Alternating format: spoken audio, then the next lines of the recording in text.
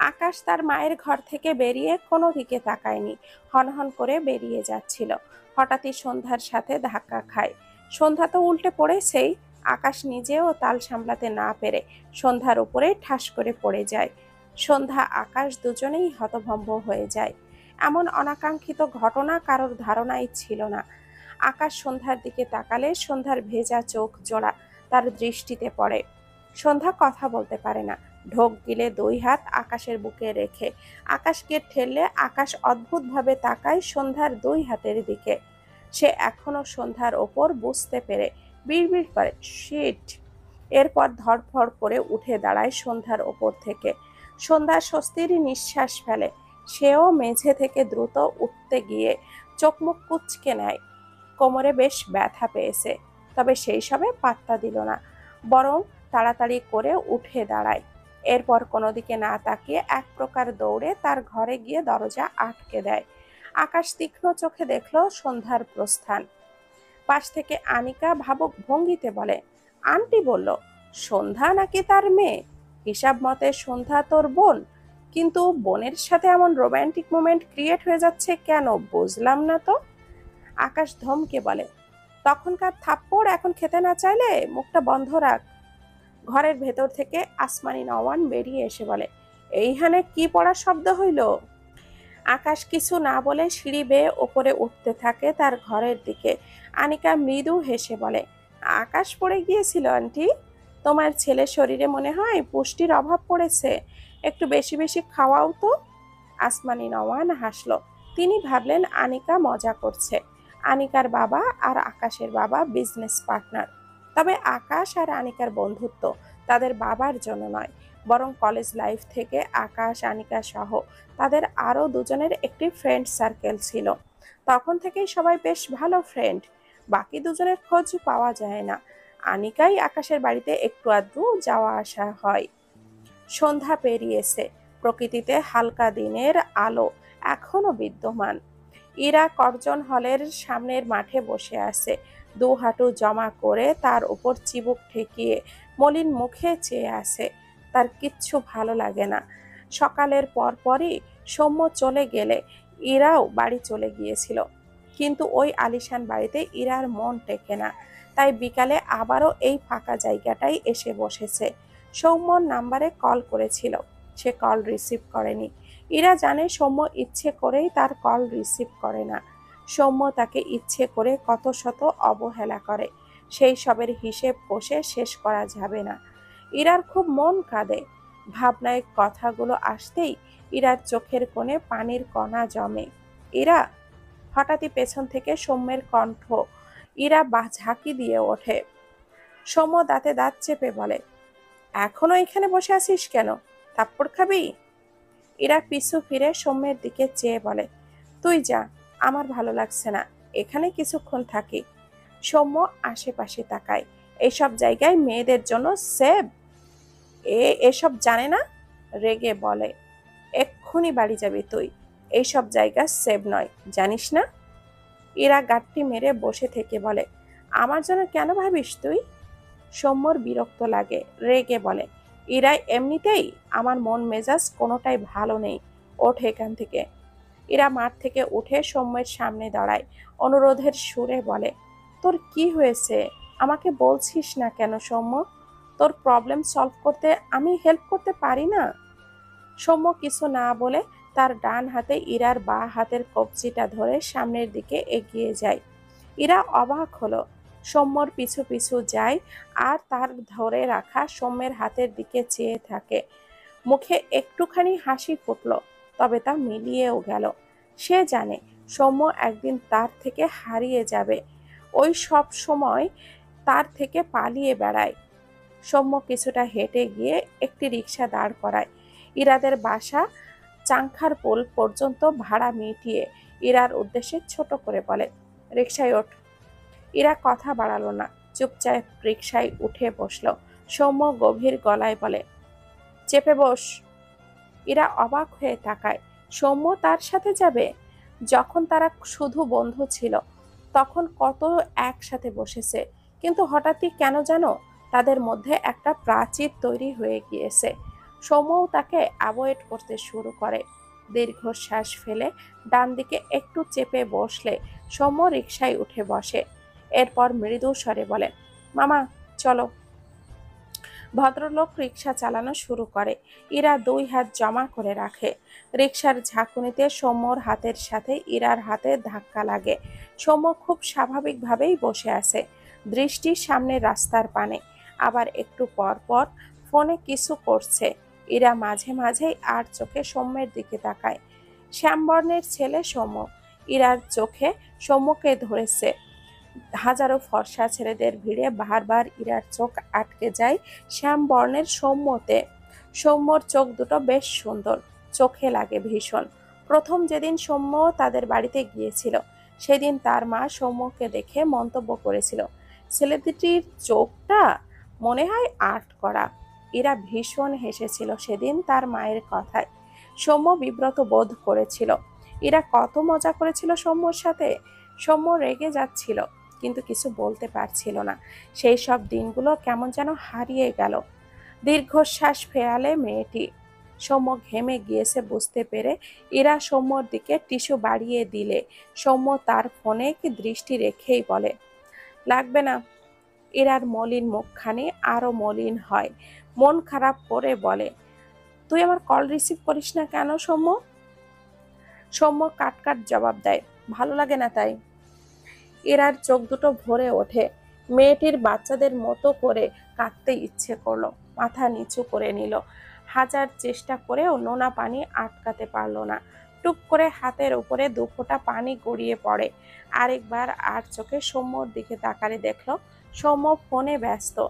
ইরা মাথা নিচু করে আড়ালে তার ভেজা চোখ জোড়া মুছে নেয়। বেশ কিছুক্ষণের মাঝে রিকশাওয়ালা ইরার বাসার সামনে রিকশা দাঁড় করালে ইরা চুপচাপ রিকশা থেকে নেমে যায়। সৌম্যকে বাসায় আসতে বলতে চেয়েছিল কিন্তু বলল না। আসবে তো না, উল্টো এমন কিছু বলবে যা তাকে শুধুই কষ্ট দিবে। সৌম্য ইরার দিকে চেয়ে বলে, ভেতরে যা। ইরা দীর্ঘশ্বাস ফেলে উল্টো ঘুরে এগিয়ে যায়। সৌম্য তাকিয়ে রইল ইরার দিকে। ইরার গায়ের রং ধবধবে ফর্সা, চোখে লাগে খুব। দীর্ঘ কপাল, গোলগাল মুখ, হাইট 5 ফুট 4 ইঞ্চি। চোখে পড়ার মতো সুন্দর ইরা। বাবার টাকার অভাব নেই। এক বাবার এক মেয়ে, অথচ এই মেয়ে সব পিছনে ফেলে সৌম্যের পিছনে পড়ে আছে। কি আছে সৌম্যের? কিছুই নেই তার। যা আছে সব তো দুঃখ। সৌম্য কথাগুলো ভেবে চাপা শ্বাস ফেলে। ইরাকে যতক্ষণ দেখা গেল দেখল, একবারের জন্যেও চোখ এদিকে ওদিকে নেয়নি। ইরা মেন গেটের ভেতরে পা রেখে সৌম্যের দিকে তাকালে সৌম্য সাথে সাথে দৃষ্টি নামিয়ে নেয়। সৌম্যকে ফোনে ব্যস্ত দেখে ইরার চোখ জোড়া আরেকবার ঝাপসা হয়। নিজেকে সামলে দরজা আটকে ভেতরে চলে গেলে সৌম্য ঘাড় ঘুরিয়ে তাকায় ইরাদের বন্ধ দরজার দিকে। দীর্ঘশ্বাস ফেলে বিড়বিড় করে, তোর সুখ প্রাপ্য ইরা, কিন্তু আমার খাতায় সুখের পরিমাণ যে শূন্য। সৌম্য রিকশা থেকে নামতে গেলে ফোনে কারোর কল আসলে পরিচিত কারণ কল দেখে রিকশা থেকে নামলো না। কল রিসিভ করেই সালাম দেয়। ওপাশ থেকে কিছু বলল বোধ হয়। সৌম্য আর রিকশা থেকে নামলো না। ফোনটা পকেটে রেখে রিকশা ঘুরিয়ে নাজিরা বাজারের দিকে যেতে বলে রিকশাওয়ালাকে। রাত প্রায় 8টা 30। আকাশ নাজিরা বাজারের একটি রেস্টুরেন্টে বসে আছে, কারোর জন্য অপেক্ষা করছে। একটু পরপরই হাত ঘড়িতে সময় দেখতে আবারও ফোনে কিছু করছে। সৌম্য আকাশের সামনে দাঁড়িয়ে ডান হাত এগিয়ে দিয়ে সালাম দেয়। আকাশ ডান হাত বাড়িয়ে সৌম্যর সাথে হাত মেলায়, সাথে সালামের উত্তরও নেয়। সৌম্যকে বসতে বললে সৌম্য আকাশের সামনের চেয়ারে বসে। একে অপরকে জিজ্ঞাসা করে কেমন আছে। এরপর আকাশ হালকা কিছু অর্ডার করে, সাথে 2 কাপ কফি অর্ডার করে দেয়। এরপর সৌম্যের উদ্দেশ্যে বলে, শিমুকে পড়াতে আসোস না কেন? সৌম্য মৃদু স্বরে বলে, ভাইয়া আমার কিছু প্রবলেমের কারণে যেতে পারছি না, 2-1 দিনের মাঝেই যাব। আকাশ ছোট করে বলে, ও ওকে। এরপর পকেট থেকে একটি খাম বের করে সৌম্যের দিকে এগিয়ে দিয়ে বলে, এটা রাখো, আমি নেক্সট 1 সপ্তাহ থাকবো না, এই জন্য মূলত তোমাকে ডেকেছিলাম। সৌম্য মৃদু হেসে বলে, থ্যাংক ইউ ভাইয়া, আকাশের দেওয়া প্যাকেটটি তার পাশে রাখলো সৌম্য। আকাশের খালাতো বোন শিমুকে প্রাইভেট পড়ায় সৌম্য। আকাশের খালু বেঁচে না থাকায় আকাশ তার খালাদের মোটামুটি সব দেখাশোনাই করে। সৌম্যকে টিচার হিসাবে সেই ঠিক করে দিয়েছিল। শিমু ক্লাস 10-এ পড়ে। আকাশ সৌম্যের খোঁজ পেয়েছিল তার ভার্সিটিতে অনেক পরিচিতদের সাথে যোগাযোগ করে। আকাশ ঢাকা ভার্সিটির স্টুডেন্ট ছিল, সেই হিসেবে সৌম্যদের বড় ভাই। আকাশকে মাস্টার্সের 1 বছর ভার্সিটিতে পেয়েছিল সৌম্যদের ব্যাচ। এরপর আকাশ বিদেশে চলে যায়। আকাশ সৌম্যকে যে টিউশন ফিটা দিল, এটা মূলত শিমুকে পড়ানোর ফিস। আজ মাসের 3 তারিখ। সৌম্য গত 1 বছর থেকে শিমুকে পড়ায়। সে একমাত্র শিমুর ফিস প্রতি মাসে 1ম তারিখে দেয়, যেটা তাকে আকাশ দিয়ে থাকে। এইবার সৌম্য না যাওয়ায় আকাশ নিজেই ডেকে তাকে ফিস দিয়ে দিল। কত টিউশনের টাকা তো! 10 তারিখ পেরিয়ে যায়, আবার 15 তারিখও পেরিয়ে যায়। আকাশ কফির কাপে চুমুক দিয়ে সৌম্যের উদ্দেশ্যে বলে, কি অবস্থা, পড়াশোনা কেমন চলছে? সৌম্য ভদ্রতার সূচক মাথা নেড়ে বলে, জি ভাইয়া, ভালো। আকাশ অর্ধেক কফিটুকু খেয়ে উঠে দাঁড়ায়, যেন পকেটে রেখে সৌম্যর উদ্দেশ্যে বলে, তোমার বেশি প্রবলেম হলে কয়েকদিন গ্যাপ দিতে পারো, প্রবলেম নেই। সৌম্য দাঁড়িয়ে মৃদু স্বরে বলে, জি ভাইয়া। এরপর আকাশের দিকে হাত বাড়ালে আকাশ পুনরায় হাত মেলায় সৌম্যর সাথে। দুজন একসাথে বেরিয়ে যাওয়ার সময় সৌম্যর পেমেন্ট করতে গেলে আকাশ সৌম্যকে ধমকে সরিয়ে দেয়। এরপর সে বিলটা মিটিয়ে রেস্টুরেন্ট থেকে বেরিয়ে যায়। যাওয়ার আগে বলে, শিমু ফাঁকি দিলে আমাকে ইনফর্ম করবে অবশ্যই। সৌম্য মাথা নেড়ে সম্মতি জানায়, সাথে একটু হাসে। শিমু মেয়েটি বেশ চঞ্চল আর একটু আধটু ফাঁকিবাজ। যখন মেয়েটির মা তার সাথে পারে না, তখন আকাশকে বাড়িতে ডাকলে শিমু তার কাছে সুরসুর করে পড়তে বসে। বেশ ভয় পায় আকাশকে। ভার্সিটিতে আকাশের জুনিয়ররা ও আকাশকে ভয় পেত। তাদের মধ্যে সৌম্যদের ব্যাচও ছিল। অবশ্য ভয় পাওয়ারই কথা। কোথাও কোনো ঝামেলা হলে সেখানে আকাশ হকি স্টিক নিয়ে হাজির হয়ে যেত। যে আসলে যে আসলে দোষী, কোনো কথা ছাড়াই তাদেরকে এলোপাতাড়ি পেটাতো। সৌম্য পার্সোনালি আকাশকে পছন্দ করত না আকাশ ভার্সিটিতে থাকাকালীন।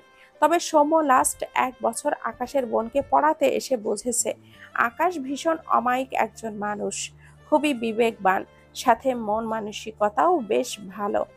সৌম্য রাস্তার ধার দিয়ে একা একাই হাঁটছে। 2 হাত প্যান্টের পকেটে গোজার চেষ্টা করছে। টাকা পেয়ে তার মেয়েদের মতো করে কান্না পাচ্ছে। শিমুকে পড়িয়ে সৌম্য পুরো 12,000 টাকা পায়। আর এই টাকা থেকে সে সবার আগে সন্ধ্যার জন্য কিছু টাকা সরিয়ে রাখে। কিন্তু তার সেই বোনটা আজ কোথায়, সেটাই জানতে পারল না। ও ভালো আছে তো? সে কি খুঁজে পাবে না তার বোনটাকে? সন্ধ্যা কি আর তার দিকে মায়া ভরা চোখে তাকাবে না? সে এই শহরেই তার বোনকে রাখবে, তার কাছে রাখবে। তার বোনের স্বামীকে কোনো মানুষরূপী অমানুষ নয় তো? তার বোনকে সেখানেও কি অত্যাচার করা হয়? সৌম্যর নিজেকে দুর্বল লাগে, রাস্তার পাশে বসে পড়ে। চোখের পর্দায় শেষবারের মতো মায়ের অসহায় চাহনি ভেসে উঠল। সেই চাহনিতে হয়তো ছিল সন্ধ্যাকে দেখে রাখার আকুতি। ভেসে উঠল সন্ধ্যার মায়া ভরা মুখ। প্রতিবার শহরে ফেরার সময় সন্ধ্যা তার দিকে ভেজা চোখে চেয়ে থাকতো। যে দৃষ্টিতে মিশে থাকতো তার ভাই কেন ওই নরক থেকে তাকে বের করে আনে না? এরপর ইরা টলমল চোখে ভেসে ওঠে, যে চোখ জোড়ায় কত শত অভিমান অভিযোগ সৌম্যকে ঘিরে। কিন্তু সৌম্যের সেসব দেখার সাহস হয় না। তার জীবনটা অভিশপ্তের মতো, সবাই হারিয়ে যায় তার থেকে। আর যে পাশে থাকতে আসে, সৌম্য তো তার নখের যোগ্যও নয়। মাথা যন্ত্রণা শুরু হয়, 2 হাতে মাথার চুল টেনে ধরে। ঘড়ির কাঁটা জানান দেয় রাত 10টা 30। সন্ধ্যা তার ঘরের বেলকনির এক কোনায় দাঁড়িয়ে আছে, মুখটা মলিন। ভাইয়ের কথা খুব মনে পড়ছে। তার ভাই এইরকম তারিখেরই গ্রামে যায়। সে গ্রামে কষ্ট করে থাকলেও মাসে কয়েকবার করে তার সৌম্য ভাইকে দেখতে পেত, কত শান্তি পেত। সৌম্য ভাইয়া তাকে মজা করে বলতো, বনু, আমার একটা কুড়িয়ে পাওয়া বোন আছে বুঝলি, ওর নাম শুনবি? সন্ধ্যা আগ্রহের সাথে তার ভাইয়ের দিকে চেয়ে থাকতো। সৌম্য মনে মনে হেসে হেসে বলতো, ওর নাম হচ্ছে সন্ধ্যা। সন্ধ্যা রেগে সৌম্যের ভাউতে কিল দিয়ে মুখ ফোলাতো। সৌম্য সন্ধ্যার জন্য আনা কেনা জামাটা বের করে সন্ধ্যার সামনে ধরলে সন্ধ্যার ভাইয়ের প্রতি সব অভিমান মুছে যেত। সৌম্য জামা পরতে বললে সন্ধ্যা ঝটপট তার ভাইয়ের দেওয়া জামাটা পরে এসে তার ভাইকে দেখাতো। সারা সপ্তাহের সৎ মায়ের অত্যাচার এক নিমিষেই ভুলে যেত যখন তার একমাত্র আপন ভাইয়ের সাথে একটুখানি খুনসুটিতে ব্যস্ত হয়ে পড়ত। কথাগুলো ভাবতে ভাবতেই সন্ধ্যার চোখ থেকে ঝরঝর করে পানি গড়িয়ে পড়ে। ব্যালকনির গ্রিলে মাথা ঠেকিয়ে চোখ বুজল। সৌম্য ভাইয়া কি তাকে গ্রামে নিতে আসবে না? গ্রামে যায়নি তার ভাই? বাবার থেকে শুনে কেন তাকে নিতে আসছে না সৌম্য ভাইয়া? বেশ অনেকক্ষণ নীরবে চোখের পানি ফেলে মেয়েটি। এরপর ওয়াশরুমে গিয়ে চোখে মুখে পানি দেয়। আসমানি নওয়ান তার ঘরে যেতে বলেছে বলেছে তাকে মাথায় তেল দিয়ে দিবে। সন্ধ্যা না করেনি। ভদ্র মহিলা তার কথা খুব ভাবে। সন্ধ্যার ভালোই লাগে, অনেকটা মায়ের আদরের মতো লাগে। টেবিলের ওপর থেকে একটি তেলের বোতল নিয়ে ঘর থেকে বেরিয়ে যায়। কিছু দূর গিয়ে হঠাৎ বোতল থেকে বেশ অনেকটা পরিমাণ তেল মেঝেতে পড়ে যায়। বোতলের মুখ আলগা থাকাই এমন হয়েছে। সন্ধ্যা বুঝতে পারেনি। বিরক্ত হলো নিজের ওপর, আবার উল্টো ঘুরে এগোয় জায়গাটুকু মুছে ফেলবে বলে। আকাশ অফিস থেকে ফিরেছে। তার কাছে থাকা চাবির দ্বারা দরজা খুলে মাত্রই বাড়ির ভেতরে প্রবেশ করেছে। দরজা লাগিয়ে উল্টো ঘুরলে দেখল শাড়ি পরা একটি মেয়ে, মাথায় ঘোমটা টানা, ধীর পায়ে সামনের দিকে এগিয়ে যাচ্ছে। আকাশ বুঝলো এটা সন্ধ্যা। তাদের বাড়িতে সন্ধ্যা ছাড়া এভাবে কেউ থাকে না। সন্ধ্যার দিকে চেয়েই আকাশ এগিয়ে যাচ্ছিল। হঠাৎই তেলের উপরে পা পড়ায় আকাশের পা পিছলে যায়। বেচারা ঠাস করে মেঝেতে পড়ে যায়। ধপ করে শব্দ হয়। আকাশ হতভম্ব হয়ে যায়, নিজের দিকে চেয়ে আসে। মেঝেতে একদম ছড়িয়ে পড়ে আসে সে। ওদিকে সন্ধ্যা কিছু পড়ার শব্দ পেয়ে দ্রুত পিছু ফিরে তাকায়। আকাশকে মেঝেতে পড়ে থাকতে দেখে চোখ বড় বড় করে তাকায়। আকাশ তার সামনে দাঁড়ানো সন্ধ্যার দিকে তাকালে সন্ধ্যার হাতে তেলের বোতল দেখে যা বোঝার বুঝল। পায়ের নিচে পিচ্ছিল কিছু পড়েছে, এটা তো বুঝেছে। তেলের বোতল দেখে পুরোটাই বুঝল। সন্ধ্যা বারবার ঢোক গিলছে। আকাশ সন্ধ্যার দিকে শক্ত চোখে চেয়ে দাঁতে দাঁত চেপে বলে, ইডিয়েট, চোখে দেখো না? সন্ধ্যা কি বলবে বুঝল না। আকাশের অবস্থা দেখে তার যেমন খারাপ লাগছে, সাথে হাসিও পাচ্ছে। লোকটা পড়েছে তো পড়েছেই, একদম বাচ্চাদের মতো করে পা ছড়িয়ে পড়ায় হাসি পাচ্ছে। না চাইতেও ঠোঁটের কোণে হাসি ফুটে ওঠে। আকাশ মেঝে থেকে উঠতে চাইছিল, অনেকটা জায়গা জুড়ে তেল, যার ফলে আকাশ ঠিক সুবিধা করে উঠতে পারছে না। বিরক্তি নিয়ে সামনে তাকালে সন্ধ্যার হাসি মুখ চোখে পড়ে। আকাশের রেগে যাওয়ার কথা, কিন্তু সে রাগল না। শীতল দৃষ্টিতে সন্ধ্যার মুখপানে তাকায়। সন্ধ্যার গালের বাঁ পাশে বড়সড় একটি টোল পড়ে, যা আকাশের দৃষ্টিতে নিখুঁতভাবে আটকায়। সন্ধ্যা বহু কষ্টে নিজেকে সামলালো। আকাশের দৃষ্টিতে খানিক বিব্রত বোধ করে। তেলের বোতলটি মেঝেতে রাখে। তখনই বাড়ির বেলটা বেজে ওঠে। সন্ধ্যা দরজার দিকে তাকায়। আকাশদের বাড়ির কাজের লোক গিয়ে দরজাটা খুলে দেয়। সন্ধ্যার দৃষ্টি দরজার পানে ছিল। এক অপরিচিত ছেলের মুখ দেখে সন্ধ্যা ভুরু কুঁচকে যায়। ছেলেটি কোনো দিকে তাকালো না। আকাশকে পেছন থেকে দেখেই চিনতে পেরেছে। কোনো দিকে না তাকিয়ে এক দৌড়ে আকাশের সামনে দাঁড়িয়ে ক্যামেরার সামনে ক্লিক করে বলে, বাতাস বাবু, স্মাইল প্লিজ। আকাশ সন্ধ্যার দিকে চেয়েছিল। পরিচিত কণ্ঠ পেয়ে সেই দিকে তাকায়। ততক্ষণে ছেলেটি তার হাতে থাকা ক্যামেরা দ্বারা অনেকগুলো ছবি তুলেছে আকাশের। সন্ধ্যা ছেলেটির মাথা থেকে পা পর্যন্ত দৃষ্টি বোলায়। ছেলেটি অনেকটা বিদেশিদের মতো দেখতে, হাইট 6 ফুটের কাছাকাছি, চুলগুলো হালকা ব্রাউন টাইপ, গায়ের রং ধবধবে ফর্সা, গালে দাড়ি নেই, গলায় ক্যামেরা ঝুলানো, গায়ে সাদা রঙের শার্ট প্যান্ট জড়ানো, পিঠে একটি ব্যাগ। আকাশ রেগে বলে, অরুণ, ক্যামেরা ভাঙতে না চাইলে সবগুলো পিক ডিলিট কর। অরুণ দাঁত কেলিয়ে বলে, ঝাক্কাস আসছে পিকগুলো, সবগুলো ভার্সিটিতে ভাইরাল করব আজকেই, জোস হবে না মামা? আকাশ ততক্ষণে উঠে দাঁড়িয়েছে, বা হাত কোমরে রেখে চোখ মুখ কুচকালো। ভালোই ব্যথা পেয়েছে। অরুণ এগিয়ে এসে আকাশের পাশে দাঁড়িয়ে তার ক্যামেরায় ওঠানো পিকগুলো একটা একটা করে আকাশকে দেখায় আর বলে, তুই আমাকে এয়ারপোর্টে রিসিভ করতে গেলি না এত সুন্দর সারপ্রাইজ দিবি বলে? তোকে সত্যি বাবু লাগছে রে। আকাশ খপ করেই অরুণের ক্যামেরাটা ধরতে গেলে অরুণ দ্রুত তার ক্যামেরাটা সরিয়ে নেয়। আকাশ তার দিকে এগিয়ে আসলে অরুণ লাফ দিয়ে কয়েক পা সরে যায়। আকাশ অরুণের পিছনে যায় অরুণের ক্যামেরাটা ধরতে। অরুণ দৌড়াতে দৌড়াতে বলে, তুই ভার্সিটির বড় ভাই, তোকে সবভাবে দেখার অধিকার আছে জুনিয়রদের, তুই এভাবে ওদেরকে বঞ্চিত করতে পারিস না। আকাশ অরুণের পিছে দৌড়ায় আর বলে, তোর নুড ছেড়ে জুনিয়রদের হক পূরণ করবো বেয়াদব। অরুণ সোফার উপরে লাফ দিয়ে অপর পাশে যায়। ডান দিকে আসমানি নওয়ানকে দেখে বলে, আন্টি তোমার ছেলে অশ্লীল কথা বলে, আমি কিন্তু পেকে যাচ্ছি। আসমানি নওয়ান একবার অরুণের দিকে তাকায়, আরেকবার আকাশের দিকে। সন্ধ্যা নিজেও চোখ বড় বড় করে চেয়ে আছে। মনে হচ্ছে দুটো বাচ্চা ছেলে বাড়িতে দৌড়ঝাঁপ করছে। আকাশ সোফা ডিঙিয়ে লাফ দিয়ে অপর পাশে যায়। তাদের ভার্সিটির গ্রুপে এইসব পিক দিলে তার মান সম্মান যাবে। যে কোনোভাবে অরুণের থেকে ক্যামেরাটা নিয়ে সব ডিলিট করতে হবে। সেজন্যই আকাশ সব রেখে অরুণের পিছু নিয়েছে। অরুণ দৌড়াতে দৌড়াতে সন্ধ্যার সামনে দাঁড়িয়ে বলে, আরে এটা কে? হাই সুইটি। কথাটা বলে আকাশকে তার কাছে দেখে বাম দিকে দৌড় দিতে গেলে তেলের ওপরে পিছলা খেয়ে ঠাস করে পড়ে যায়। বেচারা চেঁচিয়ে ওঠে। সন্ধ্যার চোখ আগের চেয়েও বড় বড় হয়ে যায়। হায় আল্লাহ, তার জন্য এইসব কি হচ্ছে? আকাশ হাঁটু মুড়ে বসে অরুণের হাত থেকে ক্যামেরাটা ছিনিয়ে নেয়। এরপর একটা একটা করে সব পিক ডিলিট করে ঠাস করে অরুণের পায়ের ওপরে ক্যামেরাটা দেয়। অরুণ অসহায় মুখ করে চেয়ে আছে। আকাশ উঠে দাঁড়িয়ে পকেট থেকে তার ফোনটা বের করে একটা পিক অরুণের দিকে ধরে সূক্ষ্ম হাসে। অরুণ চোখ বড় বড় করে তাকায়।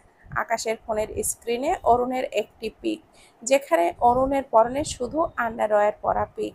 অরুণ অসহায় কণ্ঠে বলে, আস্তাগফিরুল্লাহ, এসব ডিলিট করে দে, এসব রাখলে আল্লাহ পাপ দেয়। আকাশ ফোনের দিকে চেয়ে গম্ভীর গলায় বলে, যা, তুই ভাইরাল, এটাই তোর সারপ্রাইজ। অরুণ চেঁচিয়ে ওঠে, আন্টি তোমার অশ্লীল ছেলেকে কিছু বলো, আমার ইজ্জত খেয়ে দিল। আসমানি নওয়ান এগিয়ে এসে বলে, তুমি কহো নাইলা আকাশ তোমারে আনতে যায় নাই? অরুণ ইনোসেন্ট মুখ করে বলে, তোমার ছেলের আপ্যায়ন কত বাজে দেখলে, এখন তুমি একটু আপ্যায়ন করো নাও। বলতে বলতেই অরুণ উঠে দাঁড়ায়। সন্ধ্যা বিস্মিত, এইরকম বিদেশি একজন ছেলে দিব্যি বাংলা বলছে, ব্যাপারটা সন্ধ্যাকে ভীষণ অবাক করছে। আকাশ তার ফোনটা পকেটে রেখে তার প্যান্ট ঝাড়ে কয়েকবার। প্যান্টে পায়ে পুরো তেল তেল হয়ে গিয়েছে। উল্টো ঘুরে সামনে এক পা বাড়ালে সন্ধ্যাকে দেখে থেমে যায়। সন্ধ্যা অরুণের দিকে চেয়ে মুচকি মুচকি হাসছে। সামনে আকাশকে খেয়াল করেনি সে। আকাশ সন্ধ্যার দৃষ্টি অনুসরণ করে একটু ঘাড় ঘুরিয়ে তাকালে দেখল অরুণের দিকে চেয়ে সন্ধ্যা হাসছে। আকাশ বিরক্ত হলো। সন্ধ্যার দিকে তাকিয়ে গম্ভীর গলায় বলে, ওর আনলিমিটেড গার্লফ্রেন্ড আছে। কথাটি কানে আসতেই সন্ধ্যা দ্রুত তার সামনে দাঁড়ানো আকাশের দিকে তাকায়, চোখে মুখে কিছুটা বিস্ময়। আকাশ কপালে বিরক্তির ভাঁজ ফেলে সন্ধ্যার দিকে তাকিয়ে আছে। সন্ধ্যা আকাশের দিকে তাকিয়ে না চাইতেও হেসে ফেলল। আকাশ অবুঝ নয়নে সন্ধ্যার দিকে তাকায়। সন্ধ্যা মাথা নিচু করে মুখে হাত দিয়ে হাসি থামাতে চায়। মেয়েটির হাসির শব্দ নেই, কিন্তু গালের বাঁ পাশে সৃষ্ট গভীর টোল স্পষ্ট দৃশ্যমান। আকাশের দৃষ্টি সেথায় আটকায়। সন্ধ্যার হাসি থামছে না। শেষ কবে এত হেসেছে তার মনে পড়ে না। আকাশের মাথার ডান পাশের কিছু পরিমাণ চুলে একটি প্রজাপতি আকারের ক্লিপ আটকানো। সন্ধ্যা বাচ্চাকালে যেভাবে তার মাথার চুল আটকাতো, আকাশকে জোকারদের মতো লাগছে। সন্ধ্যা মাথা উঁচু করে আকাশের দিকে তাকালে আকাশের দৃষ্টি তার দিকে বুঝতে পেরে মুখে ল্যাপটানো হাসির রেশ মুছে ফেলে। ফলস্বরূপ গালে সৃষ্ট টোল অদৃশ্য হয়। আকাশ বিরক্ত হয়, একটু নয় বরং অনেকটা বিরক্ত হয়। সন্ধ্যার চোখের দিকে তাকিয়ে বিরক্তি মাখা কণ্ঠে বলে, হাসো। সন্ধ্যা বোকা চোখে তাকায় আকাশের দিকে। আসমানি নওয়ান অরুণকে আকাশের সাথে যেতে বলে সন্ধ্যার পাশে এসে দাঁড়ায়। এরপর আকাশের উদ্দেশ্যে বলে, অরুণ রে নিয়া তোমার ঘরে যাও আকাশ, ওর জন্য ঘর পরিষ্কার করা হয়নি আজ। আকাশ দ্রুত সন্ধ্যার ওপর থেকে দ্রুত নজর সরিয়ে ফেলে। নিজের কাজে ভীষণ বিরক্ত হলো। কি অদ্ভুত, সে কি বাচ্চা নাকি? আসমানি নওয়ান আকাশের চুল থেকে ক্লিপ খুলে দিয়ে বলে, মাইয়াগো ক্লিপ পইরা আসো কেন? আকাশ তার মায়ের হাতের দিকে তাকালে মেয়েদের ক্লিপ দেখে বুঝলো এটা অরুণের কাজ। অরুণ সিঁড়ি বেয়ে উঠছে আর পিছু ফিরে তাকিয়ে দাঁত কেলিয়ে হাসছে। আকাশ রেগে তাকায়। আসমানি নওয়ানের পাশ কাটিয়ে ২-৩ সিঁড়ি পর পর ওপরে উঠতে থাকে অরুণের ধরার জন্য। অরুণ দৌড় লাগায়। আকাশ আশেপাশে কিছু খুঁজলো। পায়ের জুতো থাকলে এর কপালে আজ জুতোর বাড়ি জুটত। বেয়াদবটার জন্য ওই মেয়েটা তাকে জোকার ভেবে হেসেছে। কথাটা ভাবতেই মেজাজ খারাপ হলো। সন্ধ্যা মাথা উঁচু করে তাকিয়ে থাকে অরুণ আর আকাশের দিকে।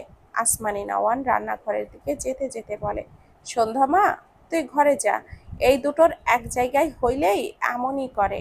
সন্ধ্যা মৃদু হাসে। আকাশ সবগুলো সিঁড়ি উঠে বিরক্তকর চোখে চেয়ে রইল অরুণের দিকে। এ বাংলাদেশে পা রাখতে না রাখতেই শুরু হয়ে গেল। অরুণ ততক্ষণে আকাশের ঘরে ঢুকে পড়েছে। আকাশ বিরক্তির শ্বাস ফেলে। ডান হাত রেলিংয়ের সাথে একটা পাঞ্চ মারতে গিয়েও থেমে যায় সন্ধ্যার হাসি মাখা মুখ দেখে।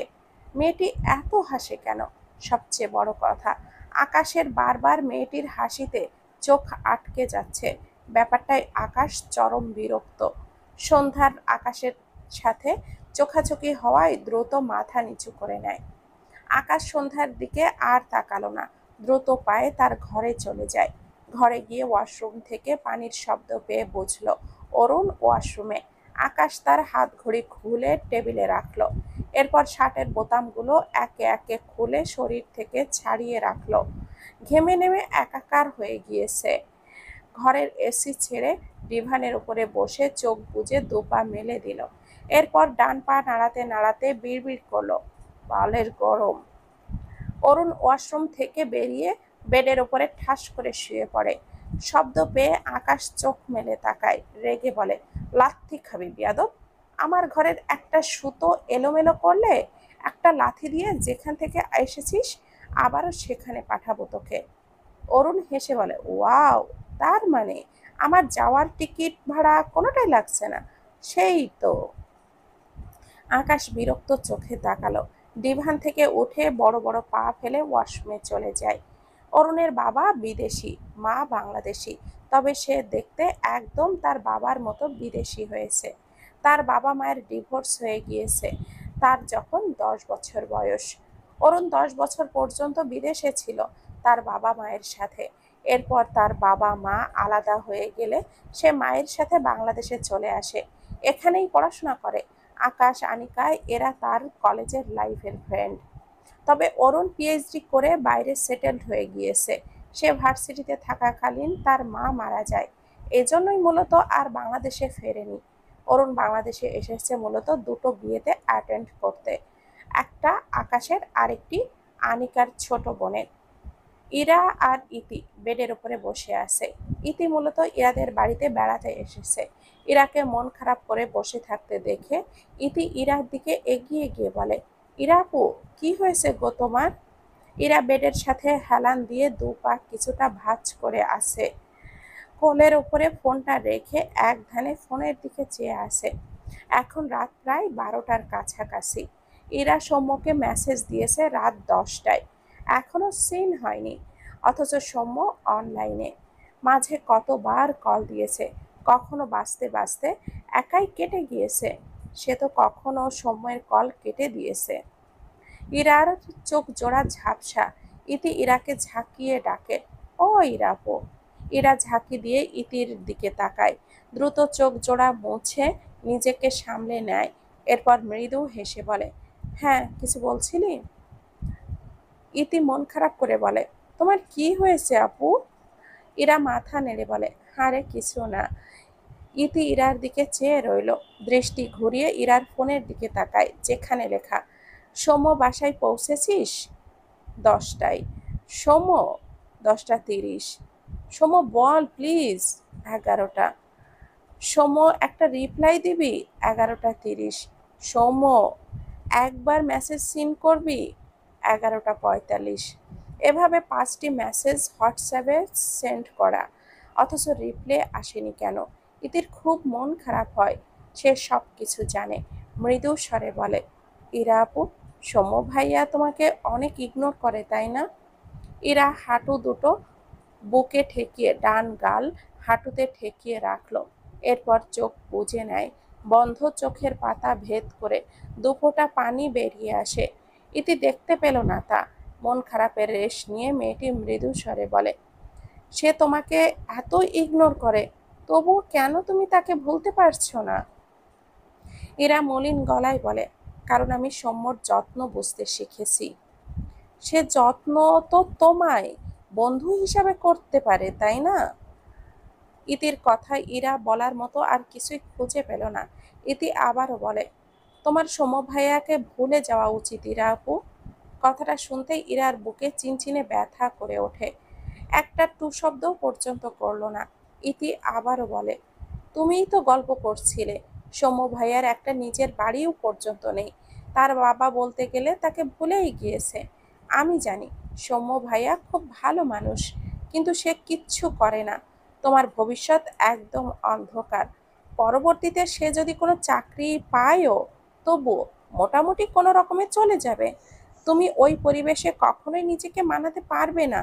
সবচেয়ে বড় কথা, তুমি তো চেনো মামাকে। তুমি মরে গেলেও মামা তোমাদেরকে মানবে না।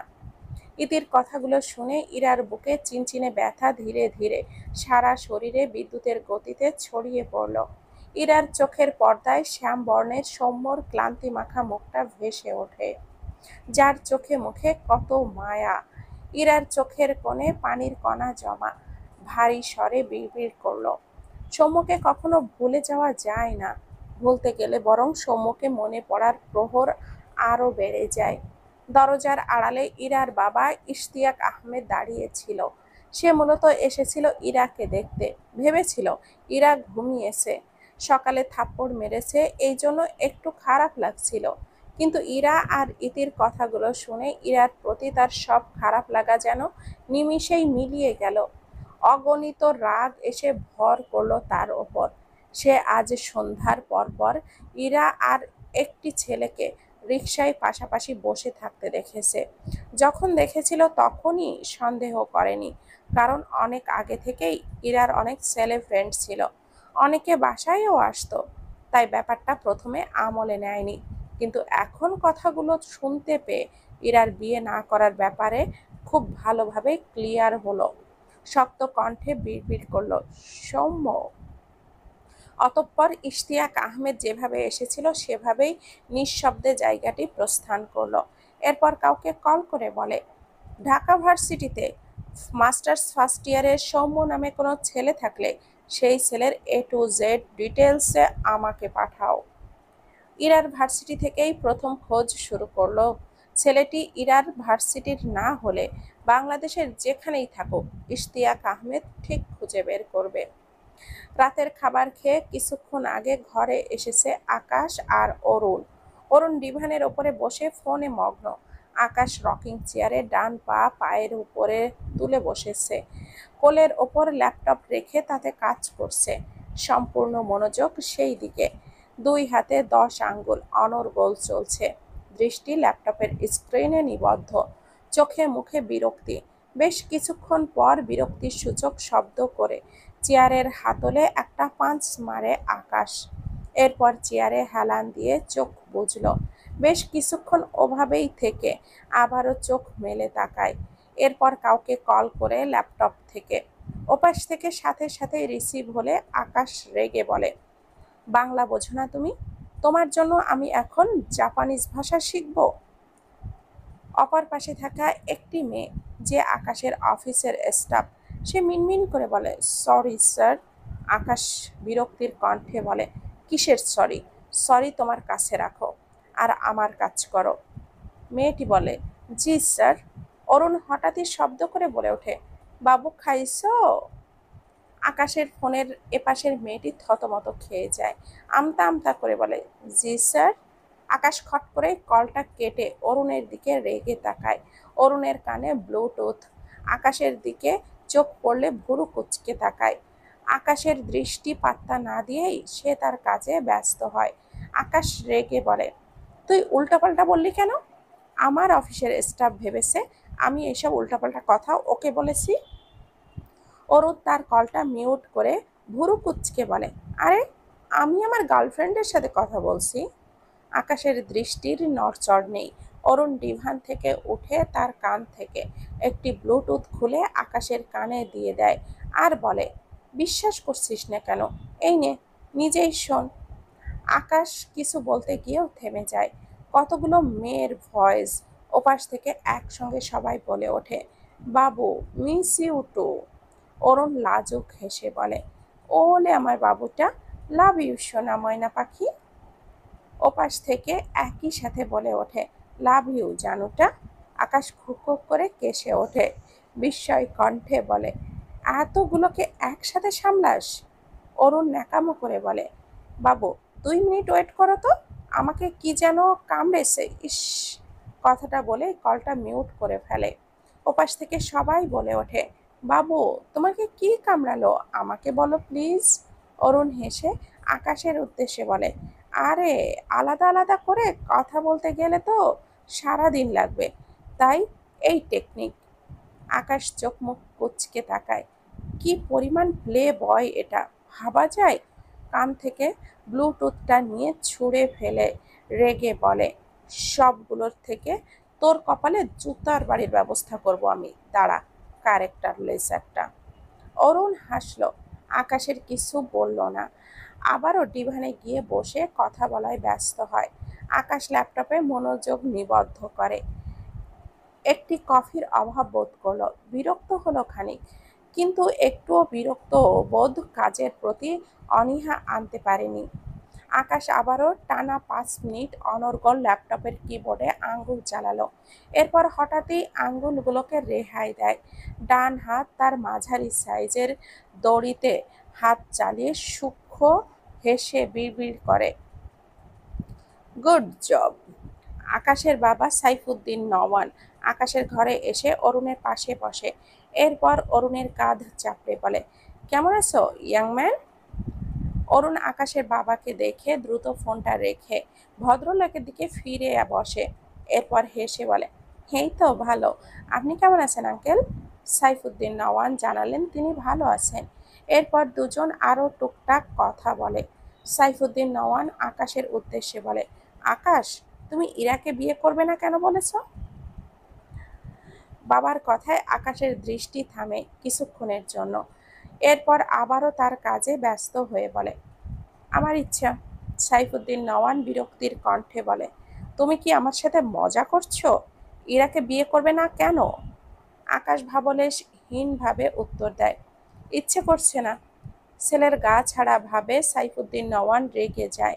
ডিভান থেকে উঠে দাঁড়িয়ে রাগান্বিত স্বরে বলে, তুমি কি ওই মেয়েটার জন্য বিয়ে করতে চাইছো না? আকাশের কপালে ভাঁজ পড়ে। রকিং চেয়ার ঘুরিয়ে ডান দিকে ঘুরে তার বাবার দিকে মুখ করে বসে।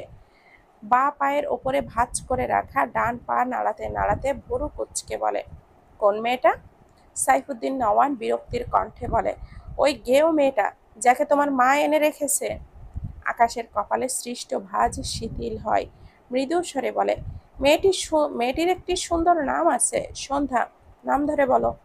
আকাশের বাবা রেগে বলে, ও, নামও জেনেছো দেখছি। আকাশ চেয়ারে হেলান দেয়।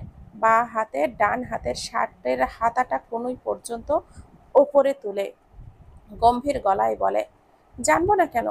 তুমি শুধু তোমার বইয়ের খোঁজ রাখো, বাট আমি বাড়ির সবার খোঁজ রাখি। তাছাড়া আমি উকিলের সঙ্গে কথা বলেছি, 6 মাসের মধ্যে আমাদের ডিভোর্স হয়ে যাবে। আকাশের কথা শুনে তার বাবা অবাক হয়ে বলে, তাহলে ইরাকে বিয়ে করছো না কেন? আকাশ বিরক্তির কণ্ঠে বলে, বললাম তো ইচ্ছে করছে না। তাহলে আগে করতে চেয়েছিলে কেন? আকাশ 2 হাত চুলের ভাঁজে চালায় আর বলে, এক্সপেরিমেন্ট করতে? এখন ভাবলাম বিয়ে ছাড়াও আরো অনেক কিছুই করার আছে। এই ফালতু ব্যাপারে নিজেকে জড়িয়ে লাভ নেই। আকাশের কথা শুনে সাইফুদ্দিন নওয়ান সহ অরুণ অদ্ভুত দৃষ্টিতে তাকায়। সাইফুদ্দিন নওয়ান বিস্ময় কণ্ঠে বলে, কখনো শুনেছ কেউ এক্সপেরিমেন্ট করতে বিয়ে করে? আকাশ ভাবলে ক্ষীণভাবে বলে, শুনিনি, নিজেকে দেখেছি। চাইলে তুমিও আমাকে দেখতে পারো। অরুণ আকাশের কথা শুনে শব্দ করে হেসে ফেলে। সাইফুদ্দিন নওয়ান বিরক্তর চোখে তাকায় আকাশের দিকে। অরুণ হাসি আটকে বলে, সরি আঙ্কেল, ব্রেক ফেল হয়ে গিয়েছে। সাইফুদ্দিন নওয়ান কিছুই বললেন না। তিনি ছেলের হেয়ালিপনায় চরম বিরক্ত, সাথে হতাশ। বহু কষ্টে আকাশকে বিয়েতে রাজি করিয়েছিল, এইদিকে এই ছেলের মনে ছিল এক্সপেরিমেন্ট করার ধান্দা। কিছুক্ষণ চুপ থেকে আকাশের দিকে তাকিয়ে বলে, তুমি বিয়ে না করলে আমার ব্যবসায় কত বড় লস হবে, আইডিয়া আছে তোমার? আকাশ ল্যাপটপে দৃষ্টি রেখে গা ছাড়া ভাব নিয়ে বলে, তাতে কি হলে হবে? সাইফুদ্দিন নওয়ান রেগে বলে, মজা করো না আমার সাথে, বিয়ে করতে হবে তোমাকে। আকাশও গম্ভীর গলায় বলে, আমি তো কবুল বলবো না, তাহলে বিয়ে হবে? সাইফুদ্দিন রওয়ান রেগে কিছুটা শব্দ করে চেঁচিয়ে ওঠে, আকাশ! আকাশ ঠাস করে ল্যাপটপটা বন্ধ করে রকিং চেয়ার থেকে দাঁড়িয়ে যায়। হাতের ল্যাপটপটা শব্দ করে টেবিলের উপরে রাখে। সাইফুদ্দিন নওয়ান আবারও রেগে বলেন, তোমাকে বিয়ে করতে হবে আকাশ। আকাশ এবার প্রচণ্ড রেগে যায়। উল্টো ঘুরে রকিং চেয়ারে জোরে সোরে একটা লাথি দিয়ে চিৎকার করে বলে, একবার বলেছি বিয়ে করব না মানে করব না, ব্যাস। এতক্ষণ শান্ত ছিলাম, ভালো লাগছিল না তোমার? অরুণ দ্রুত দাঁড়িয়ে যায়। রকিং চেয়ারের দিকে তাকালে দেখল চেয়ারটি 4 থেকে 5 হাত দূরে সরে গিয়ে উল্টে পড়েছে।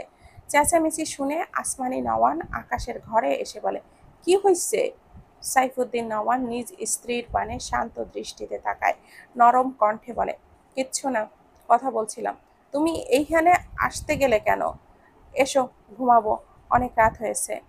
আসমানি নওয়ান আকাশের দিকে তাকালে দেখল আকাশ মাথা নিচু করে দাঁড়িয়ে আছে। সাইফুদ্দিন নওয়ান তার স্ত্রীর হাত ধরে বাইরে বেরিয়ে গেলেন। অরুণ মৃদু হাসল।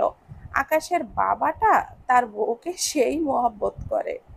আকাশ বিরক্ত হয়ে বেলকুনির দিকে চলে গেল। ঠান্ডা মেজাজটা নাড়িয়ে নাড়িয়ে গরম করে দিয়েছে। অরুণ আকাশের পেছনে পেছনে আসতে আসতে বলে, আমি কি আমার গার্লফ্রেন্ডের সাথে কথা বলতে পারি বাতাসবাবু? আকাশ পিছু ফিরে রেগে বলে, বল যা তো এখান থেকে, গার্লফ্রেন্ডদের সাথে কথা বল, নয়তো শুয়ে থাক। শুধু আমার কানের কাছে ঘ্যান ঘ্যান করলে খবর আছে তোর। অরুণ ভদ্র হয়ে দাঁড়িয়ে পড়ে। আকাশ বেলকনিতে চলে যায়। সৌম্য গতকাল গ্রামে গিয়েছিল, সকাল সকাল আবারও ফিরে এসেছে। সন্ধ্যার খোঁজেই গ্রামে গিয়েছিল। কোথাও মন টেকে না, সবসময় মন অস্থির হয়ে থাকে। আজ ভার্সিটিতে যায়নি, নিজের রুমেই উল্টো হয়ে শুয়ে আছে।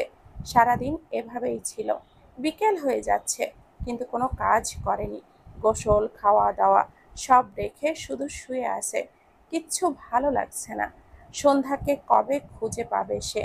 তার বোনটাকে ছাড়া তার সব কিছু কেমন যেন এলোমেলো লাগে। ডান হাত বাড়িয়ে হাতিয়ে হাতিয়ে ফোনটা নেয়। এরপর ফোনের আলো অন করলে ইরার অনেকগুলো কল মেসেজ ভেসে ওঠে। সৌম্য দীর্ঘশ্বাস ফেলে সবগুলো নোটিফিকেশন কেটে দেয়। চাপা দীর্ঘশ্বাস ফেলে হাতের ফোনটা উল্টো করে রাখে। হঠাৎই কিছু মনে পড়ল। সময় নষ্ট না করে দ্রুত উঠে পড়ে। একটি টি শার্ট আর প্যান্ট নিয়ে ওয়াশরুমে যায় বড় বড় পা ফেলে। 5 মিনিটের মাঝে শাওয়ার নিয়ে বের হয়। কিছুই ঠিকঠাক করলো না। 2 হাতে শার্টের হাতাটা কবজি পর্যন্ত ছেড়ে দেওয়া। টেবিলের ওপর থেকে ওয়ালেট আর ফোনটা নিয়ে বাড়ি থেকে বেরিয়ে যায়। কার্জনের হলের সামনে এসে রিক্সা থামিয়ে ভাড়া মিটিয়ে দ্রুত পা চালায়। সন্ধ্যা হয়ে আসছে। আশেপাশে বারবার চোখ ঘুরিয়ে ঘুরিয়ে দেখে আর পায়ের গতি বাড়ায়। ডান দিকে অনেকটা দূরে কাঙ্ক্ষিত ব্যক্তিকে দেখতে পেয়ে স্বস্তির নিঃশ্বাস ফেলে। যা ভেবেছিল তাই, মেয়েটি বাড়িতে যায়নি। সৌম্য দ্রুত পা চালিয়ে এগিয়ে যায়। ইরা ঝাপসা চোখে তাকিয়ে আছে সৌম্যর দিকে। সৌম্য এগিয়ে এসে ইরার সামনে দাঁড়ায়। ইরার চোখ দুটো লাল, ফর্সা মুখ হালকা ফোলা, সাথে লাল। সৌম্য ঢোক গিলে মৃদু স্বরে বলে, বাড়ি যাসনি কেন ইরা? ইরা চিৎকার করে কাঁদতে ইচ্ছে করছে, কিন্তু কাঁদল না। মলিন গলায় বলে, তুই আমায় অবহেলা করতে গিয়ে কখনো ক্লান্ত হয়ে পড়িস না সৌম্য? সৌম্য অসহায় দৃষ্টিতে তাকিয়ে রইল ইরার পানে। ইরা শক্ত করে কিছু বলতে চাইল, কিন্তু পারল না ইরার অসহায়ত্বে ঘেরা মুখটা দেখে। ইরাকে দেখতে অসুস্থ লাগছে। সৌম্য এগিয়ে এসে ডান হাতের উল্টো পিঠে ইরার কপাল চেক করে। জ্বরে মেয়েটির গা পুড়ে যাচ্ছে। ইরা মাথা উঁচু করে সৌম্যের দিকে তাকিয়ে আছে। সৌম্য চিন্তিত কণ্ঠে বলে, তোর গায়ে অনেক জ্বর, এই শরীরে ভার্সিটিতে আসলি কেন? ইরা মৃদু হেসে বলে, বাড়ি থেকে বের হওয়ার সময়ও সুস্থ ছিলাম, জ্বর তো তোর অবহেলার ফসল। সৌম্য ইরার চোখে চোখ রেখে তাকিয়েছিল। দৃষ্টি বেশিক্ষণ স্থির রাখতে পারল না, চোখ জোড়া সরিয়ে নিল। কিছু বলল না। ইরার হাতটা ধরে সামনের দিকে এগিয়ে গিয়ে একটি রিকশায় উঠে বসে দুজন। বেশ কিছুক্ষণ যাওয়ার পর সৌম্য একটি হোটেলের সামনে রিকশা দাঁড় করায়। এরপর ইরাকে নিয়ে রিকশা থেকে নেমে দোকানের থেকে দুটো নাপা কিনে প্যান্টের পকেটে রাখে। তারপর হোটেলের ভেতর প্রবেশ করে। ইরা নীরবে সৌম্যের পিছু পিছু যায়। সৌম্য এক সাইডে টেবিলের সামনে গিয়ে ইরাকে ভেতরে বসতে বলে। ইরা এবারেও চুপচাপ ভেতরের চেয়ারে বসলো। ইরার পাশের চেয়ারে সৌম্য বসলো। এরপর ডান হাত উঁচিয়ে বলে, মামা, গরুর মাংস দিয়ে 1 প্লেট খিচুড়ি দাও তো। ইরা সৌম্যকে দেখল। সৌম্যের দুই হাতের শার্টের হাতাটা ছেড়ে দেওয়া, বোতামগুলোও খোলা। ইরা জানে সৌম্য খুব গোছানো আর টিপটপ, এই জন্যই একটু অবাক হয়েছে। মৃদু স্বরে বলে, শার্টের হাতা অগোছালো রেখেছিস কেন?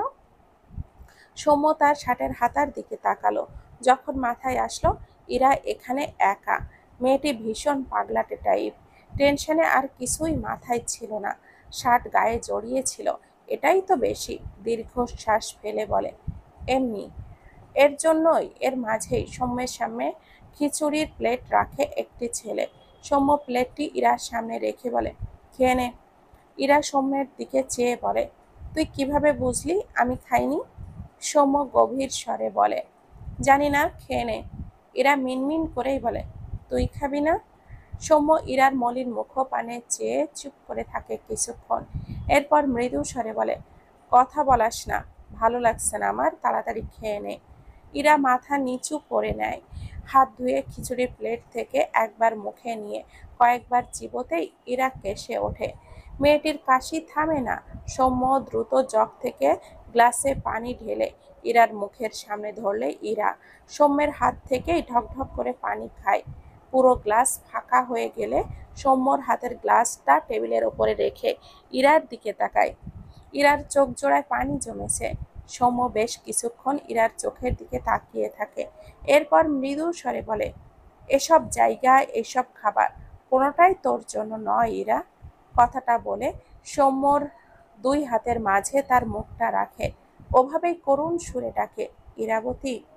ইরা বিস্ময় দৃষ্টিতে তাকায় সৌম্যের দিকে। সৌম্য তাকে কখনো এভাবে ডাকেনি। তার ভাবনার মাঝে সৌম্য আবারও একই সুরে বলে, আমাকে ভুলে যা ইরাবতী। কথাটা শুনতেই ইরার চোখ জোড়া বিন্দু বিন্দু জলকণায় ভরে ওঠে, যেন টোকা দিলেই টুপটুপ করে মেঘ বিনে বৃষ্টি ঝরবে। সৌম্য নিজেকে সামলে নিল। মুখের ওপর থেকে হাত সরিয়ে মৃদু স্বরে বলে, তাড়াতাড়ি খেয়ে নে, বাড়িতে যেতে হবে। ইরা নড়ল না। ভেজা চোখে সৌম্যের দিকে তাকিয়ে রইল। সৌম্য ইরাকে চুপ দেখে আবারও বলে, আমাকে যেতে হবে, তাড়াতাড়ি কর। ইরা ভারী গলায় বলে, পালাতে চাইছিস? সৌম্য হঠাৎই চেঁচিয়ে ওঠে, যা ইচ্ছা ভাব, আমার থেকে দূরে থাকবি তুই। এমনিতেই জীবনে প্যারার শেষ নেই, তার মধ্যে আরেক প্যারা জুটেছে। ইরা ঝাঁকি দিয়ে ওঠে। চোখ থেকে টুপটুপ করে দুফোঁটা পানি গড়িয়ে পড়ল। আশেপাশের অনেকেই তাকিয়ে আছে। ইরা মাথা নিচু করে নিল। চুপচাপ একটু একটু করে খিচুড়ি খেতে শুরু করলো। খিচুড়ি একটু করে নিচ্ছে, তার সাথে পানি। সৌম্য আর চোখে দেখল ইরার খাওয়া। ইরা বেশি খেতে পারল না, একটু খেয়ে রেখে দিল। সৌম্য কিছু বলল না। পকেট থেকে একটি নাপা বের করে ইরার সামনে রাখলো। ইরা চুপচাপ নাপা খেয়ে নিল। সৌম্য দীর্ঘশ্বাস ফেলল। চেয়ার থেকে উঠে খাবারের বিল দিয়ে আসলো। এরপর ইরার উদ্দেশ্যে বলে, বাইরে আয়। ইরা এবারেও সৌম্যের কথা মতো চেয়ার থেকে উঠে দাঁড়ালো। এরপর সৌম্যের পিছু পিছু হেঁটে যায়। সৌম্য বাইরে বেরিয়ে একটি রিকশা ঠিক করে। ইরার দিকে তাকিয়ে কিছু বলার আগেই ইরা রিকশায় উঠে বসে। ডান সাইডে চেপে বসেছে ইরা, মাথা নিচু তার। সৌম্য বেশ কিছুক্ষণ ইরার দিকে চেয়ে থাকে। ধমক খেয়ে আদুরে মেয়ের মনে অভিমান জমেছে। সৌম্যের মনে প্রশ্ন জাগে, আচ্ছা, মানুষ কাদের ওপরে অভিমান করে? যারা অভিমান ভাঙাবে তাদের ওপরেই তো, তাই না? কিন্তু ইরা কেন সৌম্যের ওপরে অভিমান করেছে? ইরা কি জানে না সৌম্য কখনো ইরার অভিমান ভাঙাবে না? সৌম্যরা শুধু না পাওয়ার আক্ষেপে দীর্ঘশ্বাস ফেলতে জানে। সৌম্যদের পাগলামিতে মানায় না। ভাবনা নিয়েই সৌম্য ইরার পাশে উঠে বসলো। আবারও ভাবে, আচ্ছা, সে কি ইরার সঙ্গ পেতে রিকশায় উঠে বসেছে? সাথে সাথে সৌম্যের ভেতর থেকে উত্তর আসে, না, কখনোই নয়। সৌম্যরা কখনো নিজের শখ আহ্লাদকে প্রশ্রয় দেয় না। তারা দায়িত্ব পালন করে, সে দায়িত্বে যতটাই কষ্ট হোক না কেন। সন্ধ্যাকে না পাওয়ার পর থেকেই সৌম্যর খুব ভয় লাগে, যদি ইরাটাও এইভাবে হারিয়ে যায়। কিন্তু ইরা তো হারিয়ে যাবে। যে হারানোর ইরা অন্য কারোর হয়ে যাবে। যে হারানোই সৌম্যের সাথে ইরার এপারে ওপারে হাজার কোটি মাইল দূরত্ব সৃষ্টি হবে। কথাগুলো ভেবে সৌম্য দীর্ঘশ্বাস ফেলে ব্যস্ত রাস্তার পানে তাকালো মলিন মুখে। ইরা আর চোখে সৌম্যের দিকে তাকায়। চোখের কোণায় পানির কণা। কতক্ষণ রিকশা চলল, ইরা সৌম্যের দিকে তাকিয়েই রইল। সৌম্য রিকশাওয়ালাকে রিকশা থামাতে বললে তিনি রিকশা থামায়। সৌম্য ভদ্রলোককে ভাড়া মিটিয়ে দিয়ে রিকশা থেকে নামে আর বলে, আমি বুঝেছি তোর সুন্দর জীবনের খুব নিখুঁত এক বাধা আমি, তাই আর কখনো তোর সামনে আসবো না হয়তো। এবার তোর জীবন তুই গুছিয়ে নে ইরা।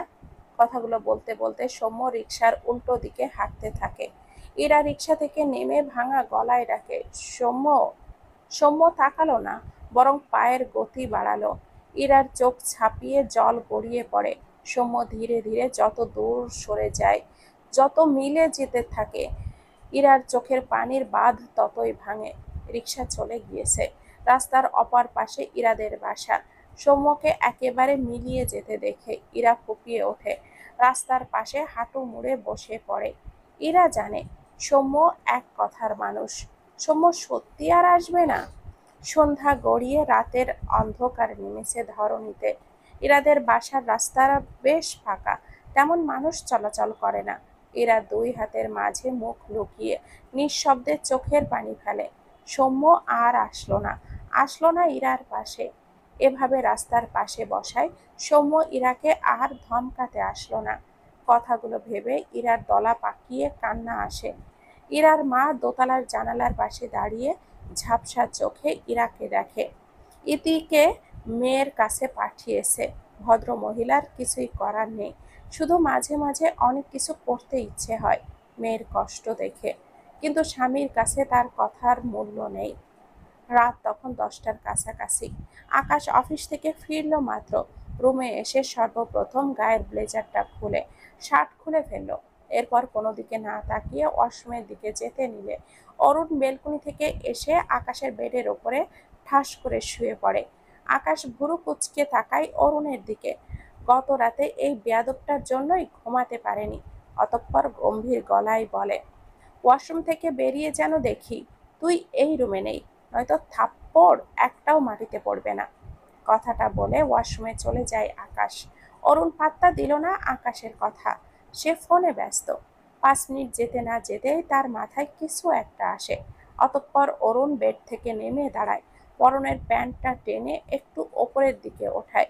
বেল্ট খুলে রেখেছে, উদম শরীর।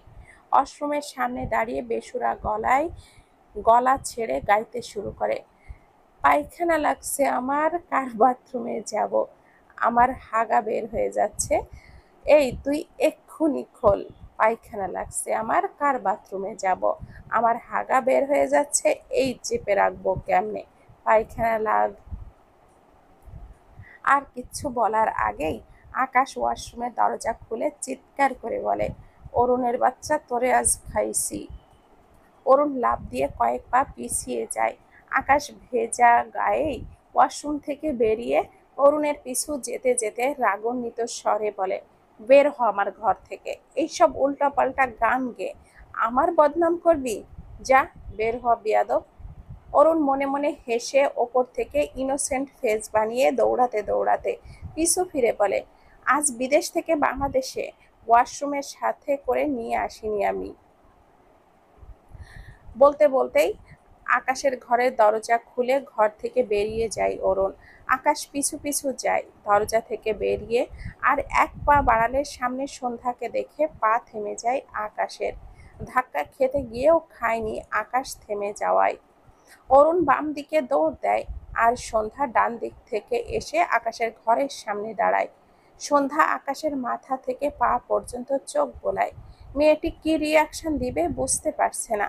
আকাশের পুরো বডি ভেজা। সবচেয়ে হাস্যকর যেটা লাগছে, আকাশের শরীরে কিছু কিছু জায়গায় ফেনা, সাথে মাথায় ফেনা, দাড়ির কিছু অংশে ফেনা। সন্ধ্যা হাসতে চাইল না, কিন্তু সে বহু কষ্টেও নিজেকে সামলাতে পারল না। ঠোঁট প্রসারিত করে হেসে ফেলে মেয়েটি। আকাশের দৃষ্টি সন্ধ্যার গালে টোলটুকুতে, কিন্তু যখন বুঝলো সন্ধ্যা তার করুণ অবস্থা দেখে হাসছে, সাথে সাথেই ঘরের ভেতরে গিয়ে সন্ধ্যার মুখের ওপরে ঠাস করে দরজাটা আটকে দেয়। দুই হাতে ভেজা প্যান্ট ওপরের দিকে টেনে তুলে অসহায় কণ্ঠে আওড়ালো, ও মাই আল্লাহ, আমার ইজ্জত।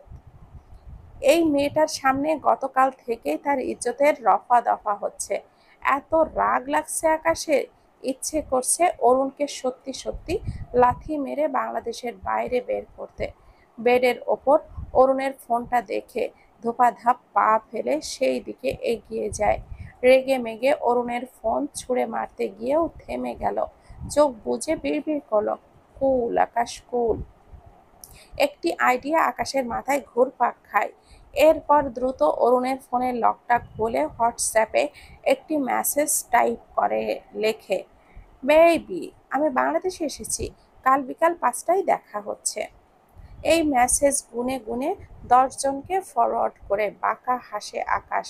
কাজ শেষে অরুণের ফোন বেডের উপরে ছুঁড়ে মারে। এরপর দ্রুত ওয়াশরুমে চলে যায়। প্রায় 15 মিনিটের মাথায় আকাশ শাওয়ার নিয়ে বেরিয়ে আসে ওয়াশরুম থেকে। পরনে কালো গ্যাবার্ডিন প্যান্ট, শরীরে আর কিছুই জড়ালো না।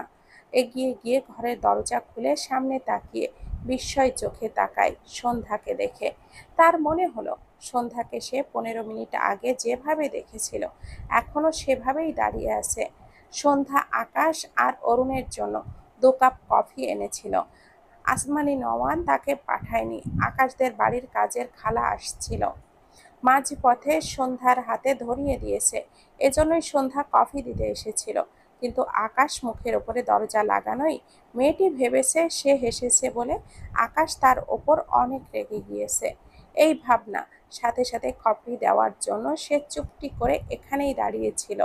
আকাশ গম্ভীর গলায় বলে, কি চাই? সন্ধ্যা হাতের ট্রে আকাশের দিকে এগিয়ে দেয়। আকাশ দেখল সন্ধ্যা হাতে একটি ট্রেতে যাতে 2 কাপ কফি। সন্ধ্যা মাথা নিচু। আকাশ সন্ধ্যার দিকে তাকিয়ে ট্রেটি নিজের হাতে নিল, কিন্তু আকাশ তার ঘরের ভেতরে গেল না, বরং এখানেই দাঁড়িয়ে রইল। সন্ধ্যা মাথা নিচু করে বারবার ঢোক গিলছে। সে হেসেছে বলে আকাশকে সরি বলতে চাইছে, কিন্তু সে তো কথাই বলতে পারে না। কথাটা ভাবতেই চোখের কোণে পানি জমে। নিজেকে সামলে নেয় সন্ধ্যা। এরপর মাথা উঁচু করে আকাশের দিকে তাকিয়ে ইশারা করে। প্রথমে ডান হাতের 2 আঙ্গুল দ্বারা মুখের হাসি বোঝায়। এরপর ডান হাতের পাতা ধরে সরি বোঝায়। সন্ধ্যার মন বলে, আমি আপনাকে দেখে হেসেছি, তাই সরি। আকাশ সন্ধ্যার কাজে ভীষণ অবাক হয়। সে বুঝেছে সন্ধ্যা হাসার কারণে তাকে সরি বলেছে। সন্ধ্যা অসহায় চোখে আকাশের দিকে চেয়ে আকাশের উত্তর শুনতে। আকাশ নীরব হয়ে সন্ধ্যার দিকে চেয়ে রইল। আকাশের থেকে কোনো উত্তর না পেয়ে সন্ধ্যার মন খারাপ হয়। সে ভেবেছে আকাশ তার কথা বোঝেনি, আবারও বোঝাতে চাই। তখনই নিচ থেকে আসমানি নওয়ানের গলা পেয়ে সন্ধ্যা আর এখানে দাঁড়ায় না, দ্রুত পায়ে এগিয়ে তার শাশুড়ির ডাকে সাড়া দিতে ডান হাত বাড়িয়ে চোখের কোণে লেগে থাকা পানির কণা মুছে নেয়।